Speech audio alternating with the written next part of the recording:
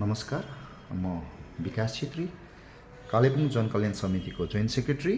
आज एउटा अति नै महत्त्वपूर्ण विषय अडिट, जो हरेक डिपार्टमेन्टमा अनिवार्य छ, रेजिस्टर्ड संस्थाको अनिवार्य छ। अनि त्यो अडिट कतिको महत्त्वपूर्ण छ र आज कालेबुङमा त्यही अडिटमा कस्तो किसिमको फ्रड भइरहेको छ, यो जान्नको निम्ति हाम्रा धेरै अगाडिका एक्सपर्ट चार्टर्ड अकाउन्टेन्ट सुमित जिन्दलज्यूको कार्यालयमा म आएको छु र तपाईँहरूको समक्ष म यहाँ कालिम्पोङमा हुँदै गरेको यो अडिटमा कस्तो किसिमको यो फल्स अडिट भइरहेको छ, यो विषयमा उहाँसँग म तपाईँहरूलाई भेटाउन चाहन्छु। नमस्कार।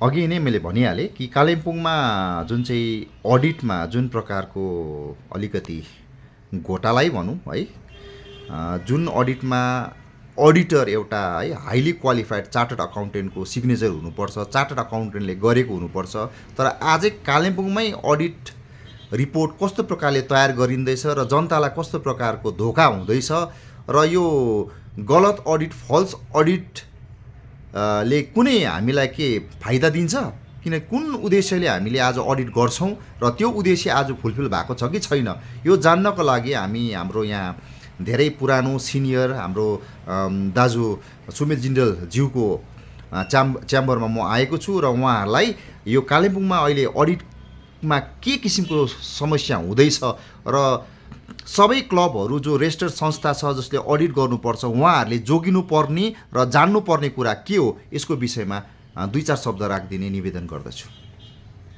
सर्वप्रथम सबैलाई नमस्कार। म सीए सुमित जिन्दल, कालिम्पोङको छोरा। हाम्रो अफिस 2007 मा स्थापित भएको। फर्स्ट अफिस मेरो यहाँ मोटर स्ट्यान्ड छेउमा थियो, केलसङ होटलको। त्यहाँदेखि फेरि हामी जोपामा सर्यौँ। अन्त लास्ट 4-5 सालदेखि यहाँ डम्बर चौक प्यालेडियम बिल्डिङमा छौँ हामी। अनि जब हामीले यो सीएको कोर्स पढ्यो त्यति बेला यो हुँदा कि अडिटको चाहिँ मेन उद्देश्य चाहिँ के हो, अडिटले के फाइदा गर्छ। अन्त त्यहाँ हामीले पढ्दा एउटा लेमन ल्याङ्ग्वेजमा, बेसिक ल्याङ्ग्वेजमा के बुझ्थ्यौँ हामीले कि कोही सङ्घ संस्था, कोही इन्डिभिजुअल मान्छे, कोही कम्पनी है, उनीहरूले केही सालभरिमा आर्थिक फाइनेन्सियल इयरमा केही काम गर्यो, तिनीहरूले त्यसको एन्ड अफ द इयरमा गएर कतिजनालाई अडिट लागू पनि हुँदैन, तर मोस्टली अर्गनाइजेसन्सहरूलाई लागू हुन्छ जो सोसाइटी एक्ट, ट्रस्ट एक्टमा रेजिस्टर्ड छ, कम्पनी एक्टमा रेजिस्टर्ड छ। त सालभरि चाहिँ ट्रान्ज्याक्सन्सहरू गऱ्यो, एकजना अडिटरकोमा लगेर चाहिँ त्यसलाई चाहिँ एउटा अडिट गराउने, सिम्पल ल्याङ्ग्वेजमा भेरिफाई पनि गराउने, भाउचिङ पनि गराउने कि त्यो ट्रान्ज्याक्सन्सहरू वेदर ठिक भएको छ कि छैन है, वेदर त्यो सठिक तरिकाले भएको होइन, रुल्स एन्ड रेगुलेसन्स फलो भयो कि भएन।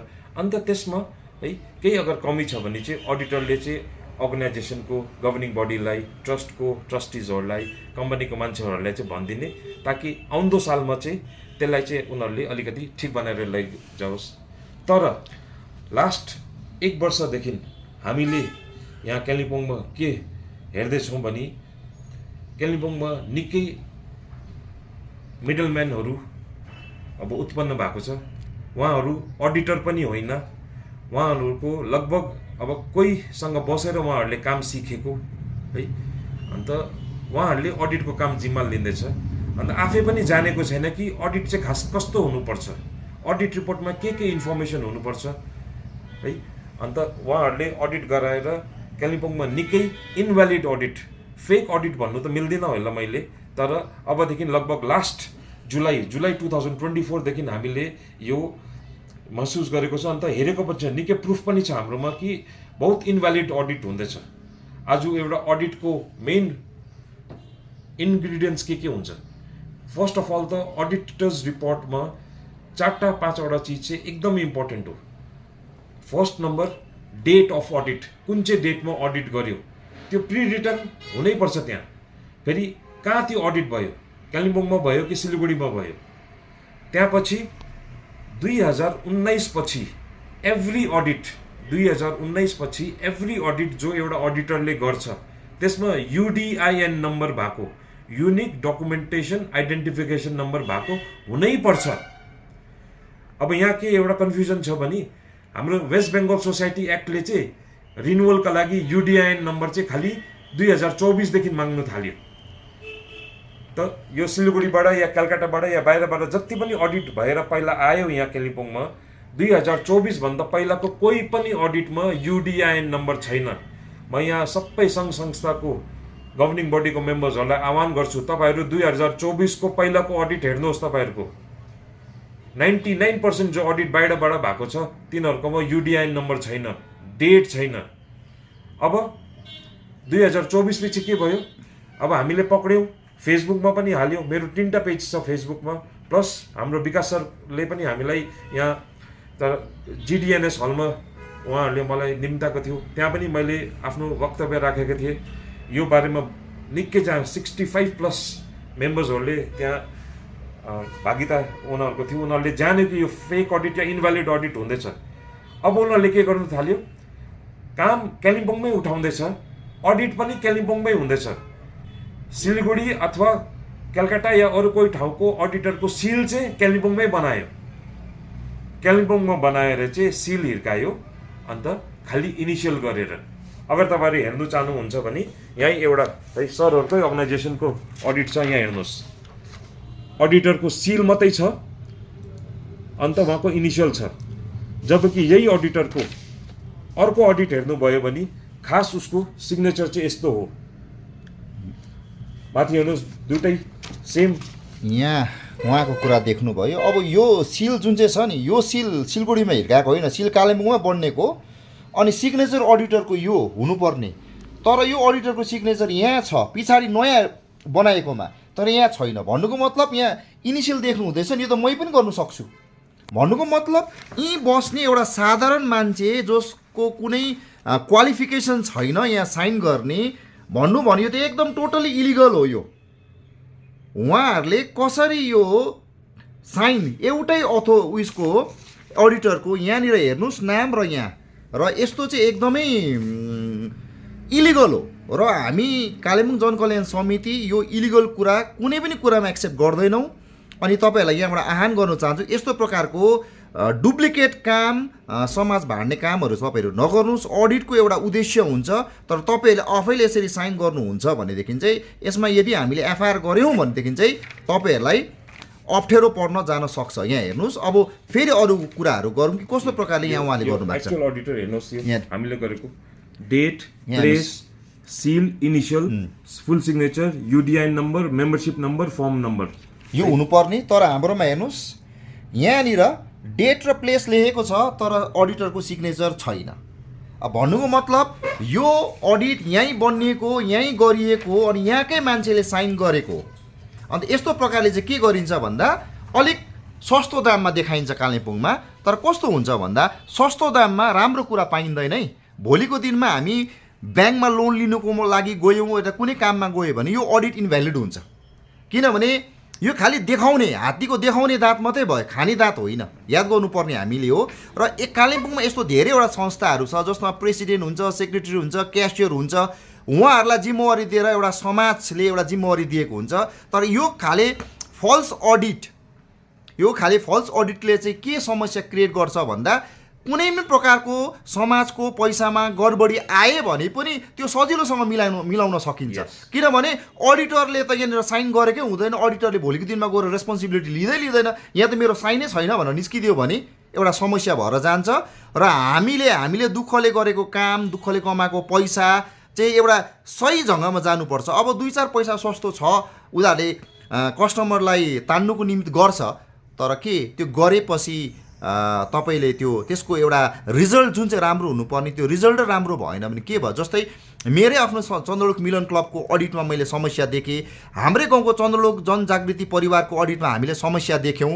र अब आइन्दा चाहिँ कालिम्पोङमा यस्तो प्रकारको फ्रड, यस्तो किसिमको अडिटमा चाहिँ फल्स कामहरू चाहिँ नहोस् र भन्ने हिसाबले र जनतालाई जागरुक गराउनुको निम्ति नै आज म यहाँ यहाँ जग्गामा हामी सुमित जिन्दलजीकोसँग बात गर्न आउँदैछौँ। र उहाँलाई हामी यो कुरा गर्न चाहन्छौँ कि यस्तो किसिमको अडिट लिएर यदि हामीले कुनै प्रकारको भोलिको दिनमा एउटा सङ्घ संस्थाले पनि ब्याङ्कमा लोन लिनु जानु सक्छ, लोन लिनु जाँदा त अडिट ब्याङ्कले त सबभन्दा पहिला अडिट रिपोर्ट खोज्छ। लोन भन्दा परे कोही गभर्मेन्टको के सहुलियतै लिनु गयो अरे भने सहुलियतै लिनु गयो अरे, कोही नानीलाई पासपोर्टै बनाउनु छ अरे है, त्यसमा अब समाजको चिठी चाहिन्छ, त्यति बेला कसैको कोही केसमा समाजको डकुमेन्ट्स माग्यो अरे है, यहाँ एनवाइकेबाट पैसा पाउँछ है, कोही बेला दुर्गा पूजाको पनि पैसा पाउँछ सङ्घ संस्थाहरूले है, पहिला अहिले त होइन, पहिला क्लब्सहरूले पनि पैसा पाउँदै थियो। अथवा कतिवटा त सङ्घ संस्थाहरू छ जहाँ अब हेर्नुहोस् कालिम्पोङमै यतिवटा अर्गनाइजेसन छ जहाँ पार्किङको पनि प्रब्लम छ, त्यहाँ पनि संस्थाहरू छ। त्यति बेला अगर केही प्लेटफर्मको लागि फाइट गर्नु पर्यो अन्त यो फल्स अडिट है, without the signature of the auditor है, यो होइन नि, एउटा अझै अडिटर यो कलकत्ताबाट बन्ने एउटा कलकत्ताको एड्रेसको अडिटर छ है, यहाँ हेर्नुहोस् है, उहाँको मेम्बरसिप नम्बर हेर्नुहोस्, एउटा पेजमा छ 066277। त्यसरी नै सेकेन्ड पेजमा जानुभयो भने 30662227।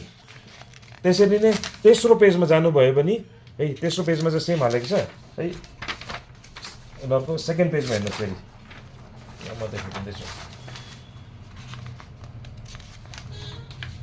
301586। एउटै अडिटरले 3टा मेम्बरसिप नम्बर हाल्दैछ। कसरी हुनसक्छ? कसरी यो प्रुभ गर्छ? अन्त मेरो 3-4 दिन अगाडिको मैले एउटा फेसबुकको पोस्ट हालेको छु, इन्डियामा अडिट लिगली है चार्टर्ड अकाउन्टेन्टले गरेको हुनुपर्छ। अब कतिवटा त एजी अडिटहरू भन्छ, कतिवटा अब हाम्रो है कम्पनी सेक्रेटरी पनि हुन्छ, सिडब्ल्यू पनि, उनीहरूले पनि आफ्नो आफ्नै अडिट गरेर, जेनरली यो संस्थाको अडिटहरू, ट्रस्ट र सोसाइटीको अडिट त सिएले नै गर्छ। तर हाम्रो विडम्बना, हाम्रो हिल्सको स्पेसली कालिम्पोङको 1-2 हजारको लोभ दिन्छ अरू मिडलम्यानहरूले, उनीहरूले आफै अडिट गर्छ, उनीहरूले जानेको छैन। यहाँ हेर्नुहोस् न, म तपाईँलाई देखाउँछु है, यहाँ चार्टर्ड अकाउन्टेन्टको स्पेलिङ धरी, चार्टर्ड अकाउन्टेन्टको स्पेलिङ धरी है ठिकले लेखेको जानेको छैन त उहाँ अडिटर हो? होइन, उनीहरू मिडलम्यान हो, उनीहरूले जानेको छैन अडिटको महत्त्व। अन्त जो तपाईँले फर्स्ट क्वेसन सोध्नुभयो, एउटा अर्गनाइजेसनको जेनरल मेम्बर्स हुन्छ, गभर्निङ बडी एउटा हुन्छ, जेनरल मेम्बर्स हुन्छ, उनीहरूले गभर्निङ बडी चुनेको छ। गभर्निङ बडीले चाहिँ फेरि एउटा अडिट गराएर संस्थाको एउटा अडिट चाहिँ संस्थाको फेस हो नि, वान अफ द पिलर्स हो अकाउन्ट्स है। त्यो नै एकदमै अगर त्यो स्ट्रङ छैन भने त्यो अर्गनाइजेसन कति सालसम्म टिक्छ?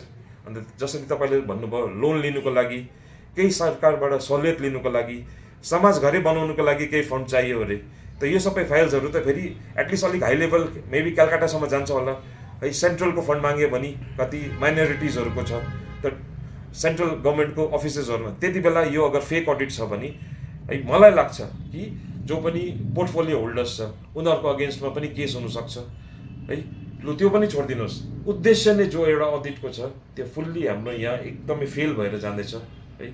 सबैलाई म यही आह्वान गर्छु है कि जहाँ पनि अडिट गराउनुहोस् तपाईँहरूको है, तर एउटा क्वालिफाइड चार्टर्ड अकाउन्टेन्ट चाहिँ होस्, बिचमा मिडलम्यान तपाईँहरू युज नगर्नुहोस् है। ठिक छ, कोही क्वालिफाइड छ भने त्यो अर्कै कुरा हो, तर एकदमै जो है अब नजानेको एकदमै भाइ है, जो अब लु म गराइदिन्छु, अन्त कहाँबाट उसले गर्दैछ के गर्दैछ। किनभने यो अडिटर्सहरूलाई मैले कल पनि गरेँ पर्सनली, अन्त उनीहरूले सोधे कि तपाईँहरूले जिम्मेवारी लिनुहुन्छ यो अडिटको? उसले भने कि जहाँ हाम्रो युडिआइएन र सिग्नेचर छैन हामी त्यसको जिम्मेवारी लिँदैनौँ।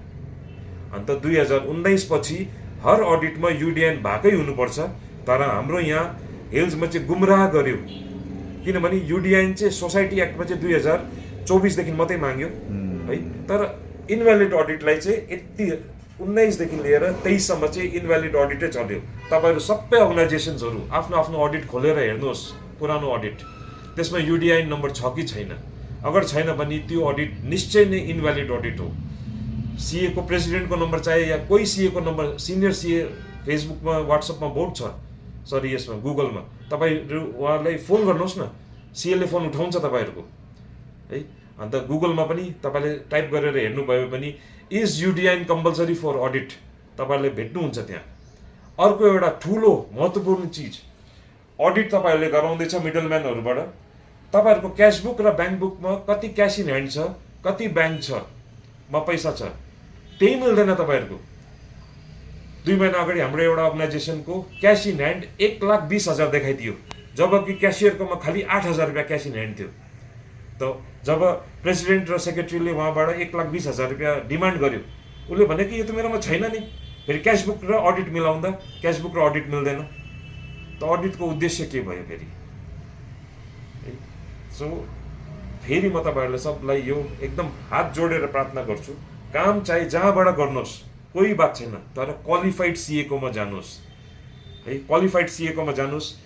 एउटा चाहिँ चिज दिमागमा आयो, जब मिडलम्यानको थ्रुबाट जानुहुन्छ, एउटा पनि सिएको बिल छ तपाईँहरूकोमा कि सिएले काम गर्यो है, त्यो अडिटको काम गरेको बिल कहिले पनि सिएको बिल पाउनु हुँदैन, किनभने त्यो सिएकोमा त्यो कामै पुग्दैन। मिडलम्यानले नै आफ्नो अफिसमा गएर त्यो फेक सिल हिर्काएर फेक इनिसियल गर्दैछ।